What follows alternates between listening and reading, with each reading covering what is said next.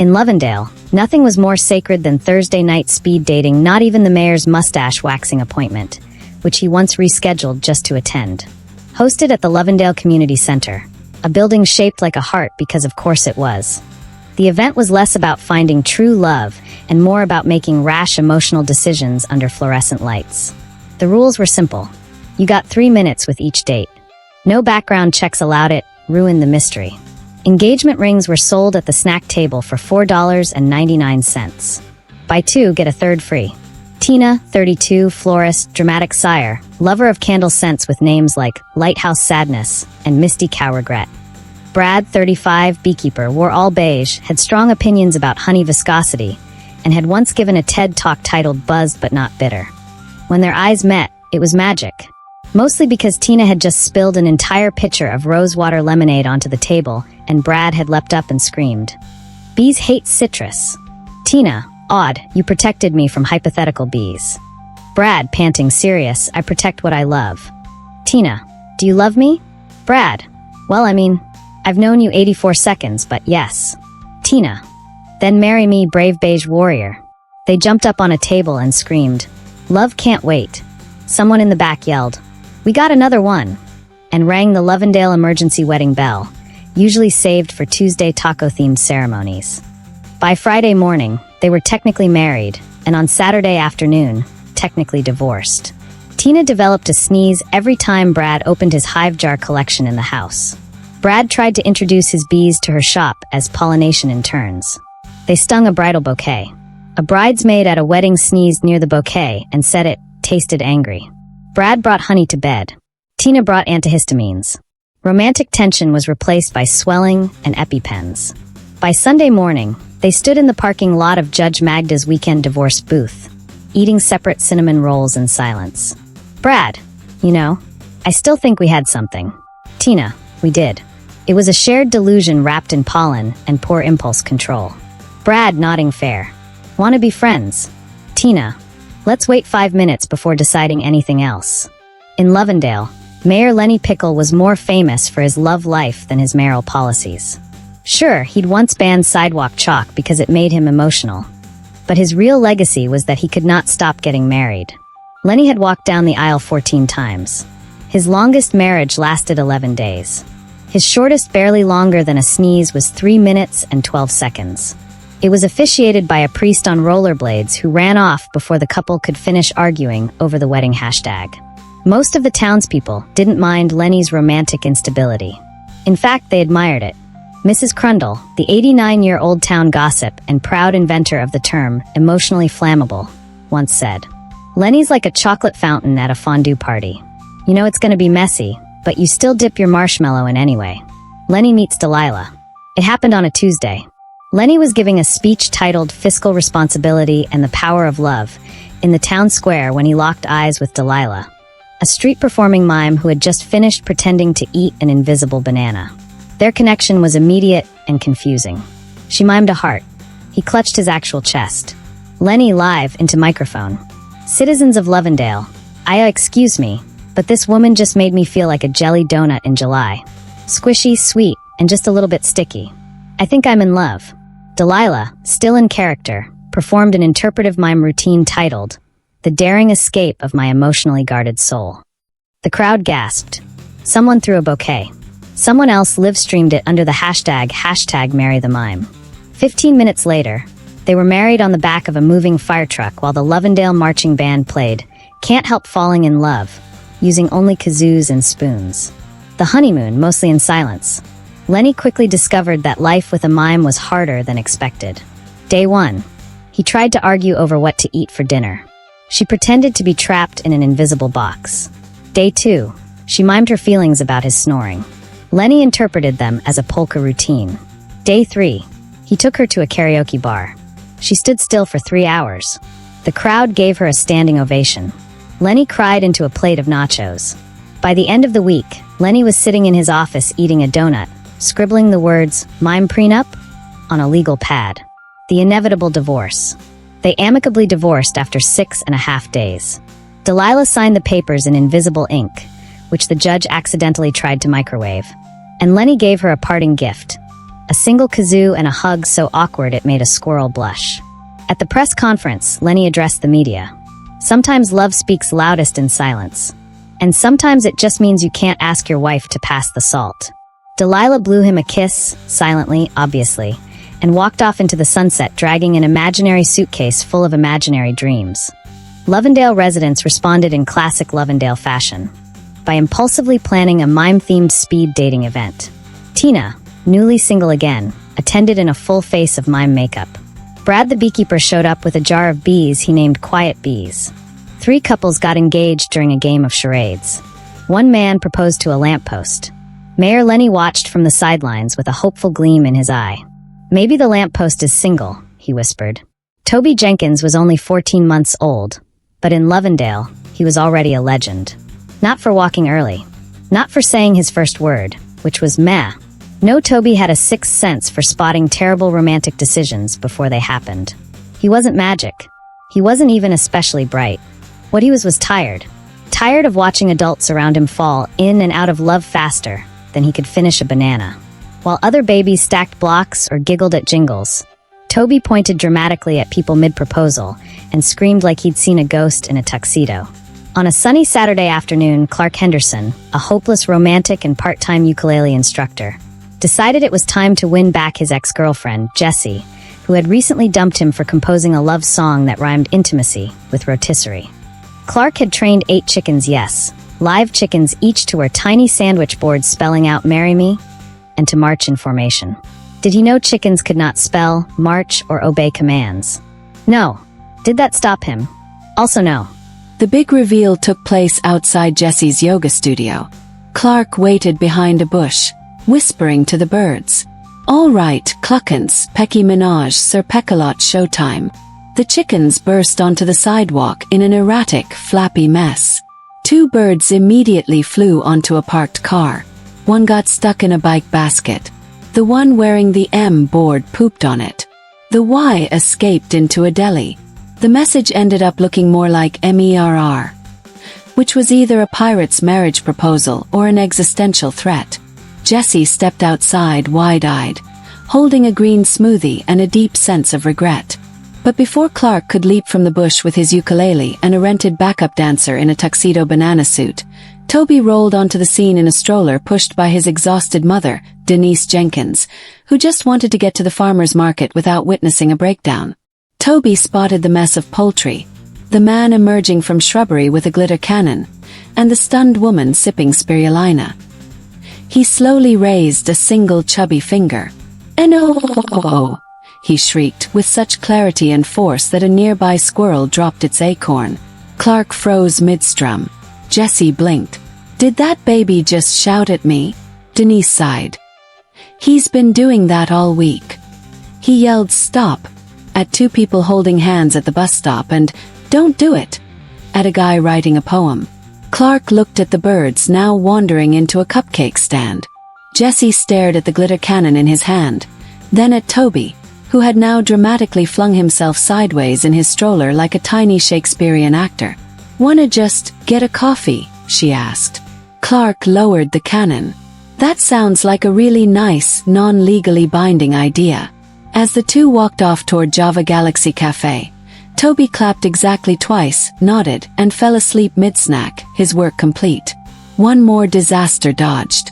1 more couple saved from a lifetime of poultry-themed anniversaries. But even as Lovendale slowly began to question the wisdom of impulsive declarations of love involving livestock and jazz hands, a new event was on the horizon. The town had announced its biggest celebration yet, the first annual Express Engagement Expo, a speed commitment fair where residents could legally get engaged, elope, and name a child in under 17 minutes. Toby, now armed with a sippy cup and a growing sense of doom, knew his babbling alone wouldn't be enough. It was time to take a stand. Preferably one with a snack bar and emergency glitter repellent. Toby Jenkins had seen some things.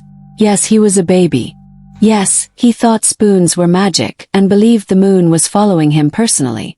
But none of that compared to the madness of Lovendale's love life. And as far as Toby was concerned, it was his civic duty to prevent romantic disasters. No one had elected him, but then again, No one had elected Mayor Lenny Pickle, either he just married into the position. Toby had honed his instincts through lived experience. He'd spent most of his infancy being carried from one chaotic wedding reception to another.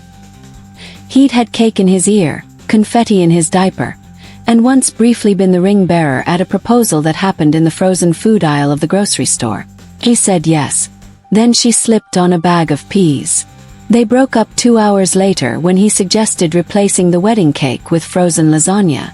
And now, Lovendale's most unlikely hero, armed with nothing but a sippy cup and a sixth sense for emotional implosion, was wheeling into his next crisis. Clark Henderson, ukulele man and compulsive proposer, had just spent his morning teaching 8 chickens how to walk in a straight line while listening to Celine Dion. This to him was romance. Clark had recently been dumped by Jessie, the town's favorite yoga instructor, gluten-free baker, and woman most likely to shout, "I am my own soulmate," into a canyon.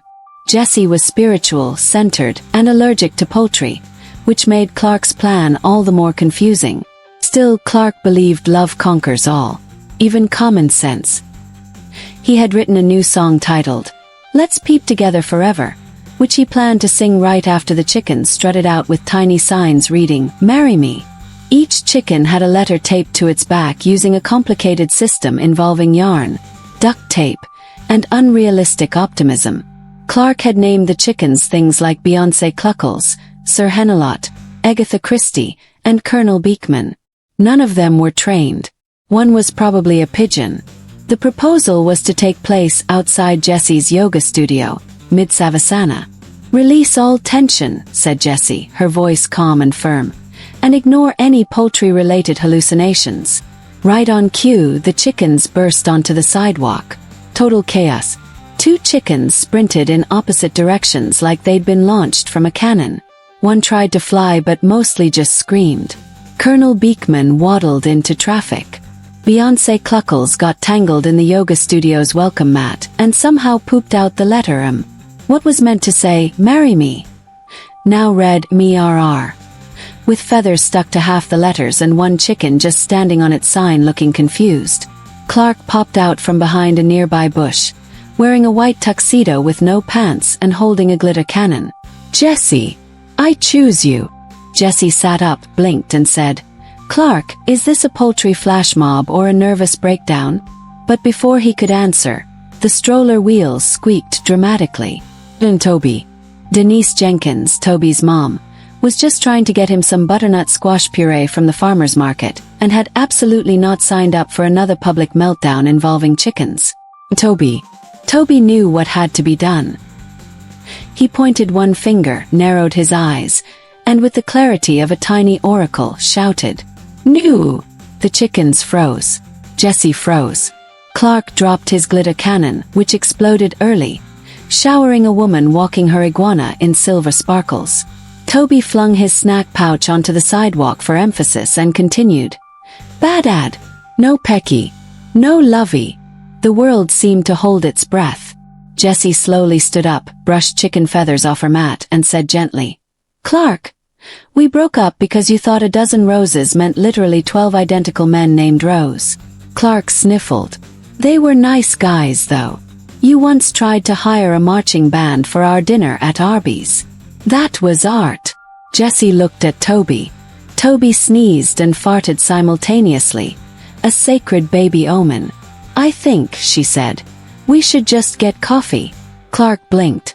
Like, no glitter, no birds, no ukulele, and definitely no song titled, "Nest of Passion." He nodded. "Fair." And with that, they walked off toward the Java Galaxy Cafe, leaving the chickens to wander into a nearby children's library, where they caused a minor incident involving the biography section and a very confused librarian named Harold.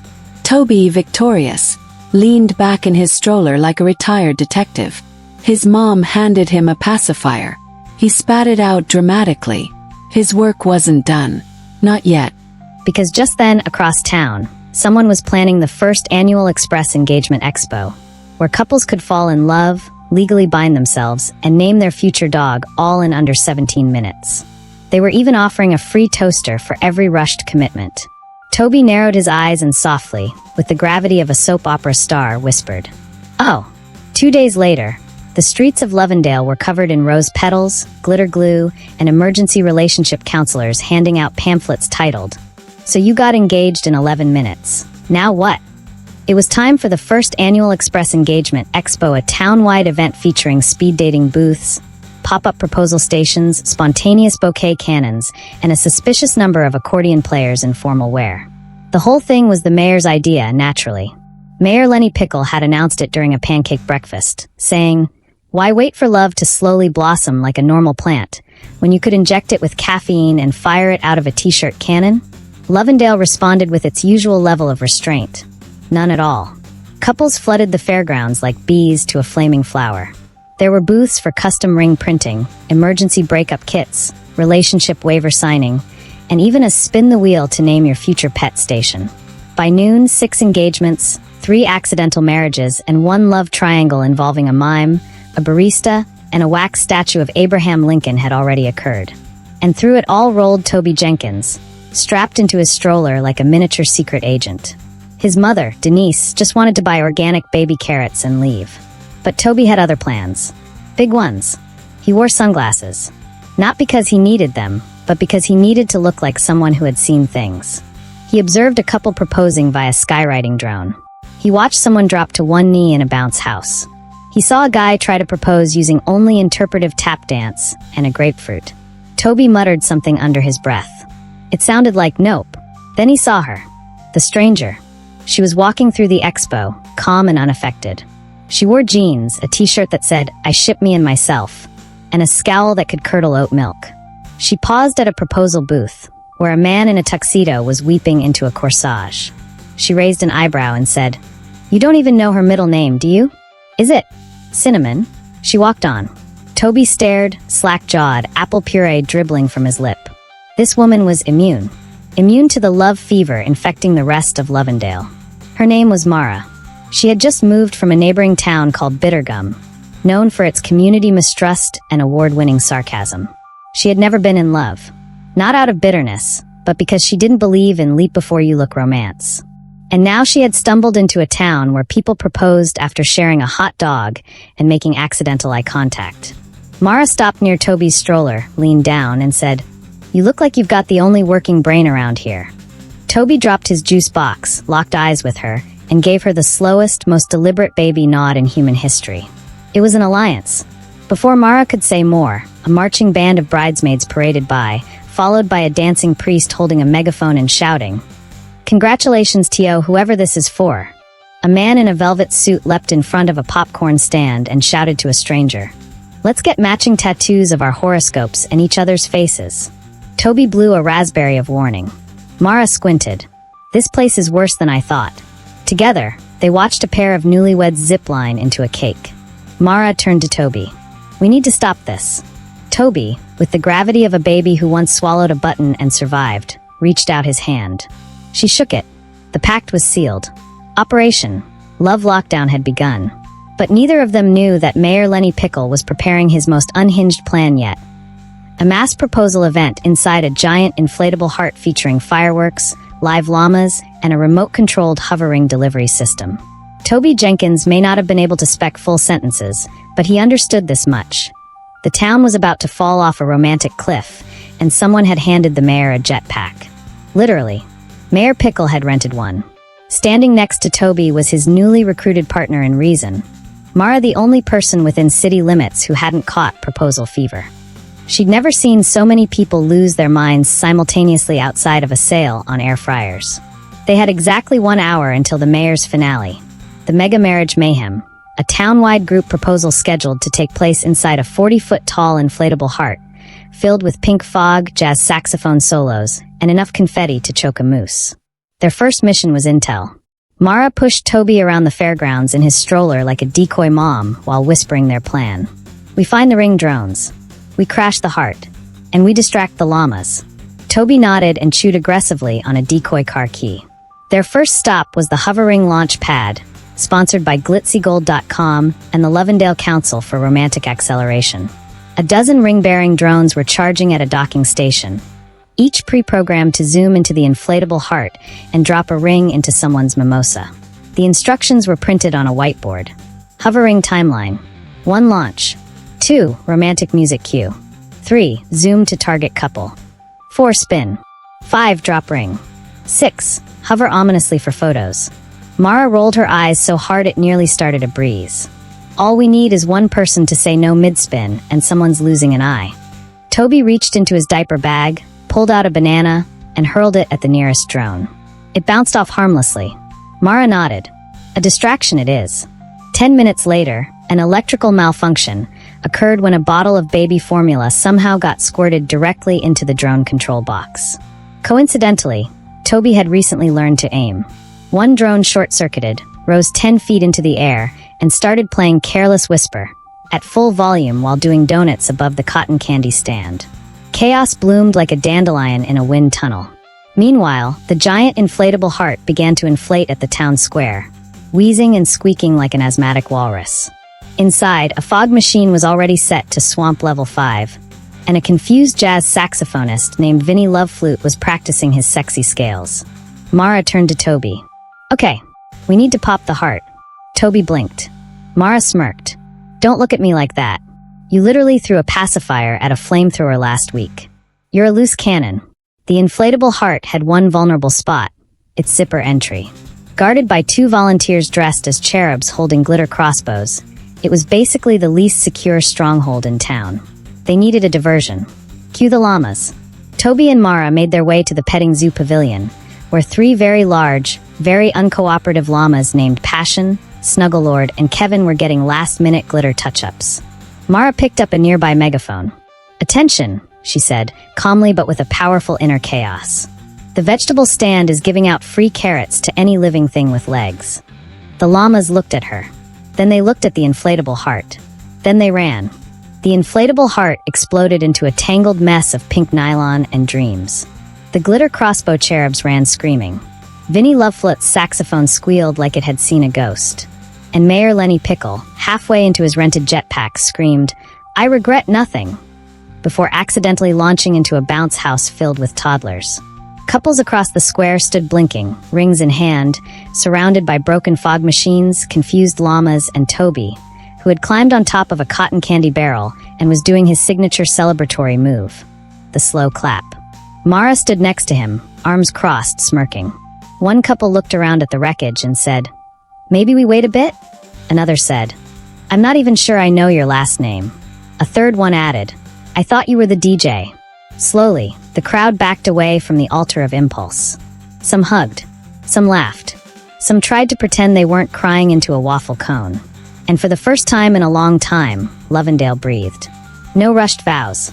No poultry proposals. No surprise trapeze weddings. Just a gentle, peaceful silence, broken only by one final confused chicken wandering across the stage holding a sign that read M. Toby sighed contentedly. Another crisis averted. But far in the distance, Mara spotted a banner fluttering in the wind. It read, "Coming soon. Lovendale's 24-hour honeymoon speed cruise. We don't check licenses." She looked down at Toby. He looked up at her. In perfect unison, they muttered, "Oh no. Let's set sail on the next ridiculous arc." Toby and Mara versus the 24-hour honeymoon speed cruise, an unsinkable disaster in motion. The town may have dodged a glitter-glued proposal apocalypse, but Lovendale never learns. And this time, the romance is set to full throttle. Hold on tight, no chapter breaks, just pure absurdity. 3 days had passed since the inflatable heart catastrophe, now known locally as the Great Poppin' Run. Mayor Lenny Pickle had recovered from his jetpack incident with nothing but a mild glitter infection and a renewed desire for themed transportation. That's when he unveiled his most ambitious romantic stunt yet, the 24-hour honeymoon speed cruise. One day, one boat, one lifetime of regret, the flyers declared. The ship, the SS Entanglement, was docked on the Lovendale River, which was technically more of a suspiciously wide ditch filled with moderately aggressive ducks.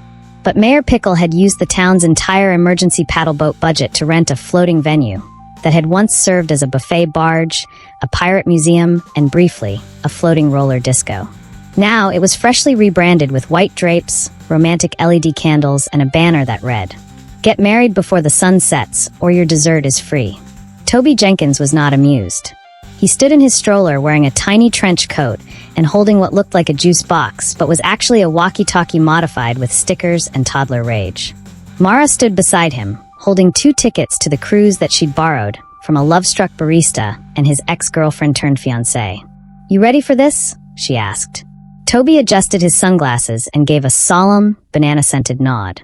Operation Sink the Love Boat was officially underway. They boarded just as a saxophone cover of Endless Love oozed out of the speakers like romantic gravy. Couples clutched roses, champagne glasses, and printed out prenups.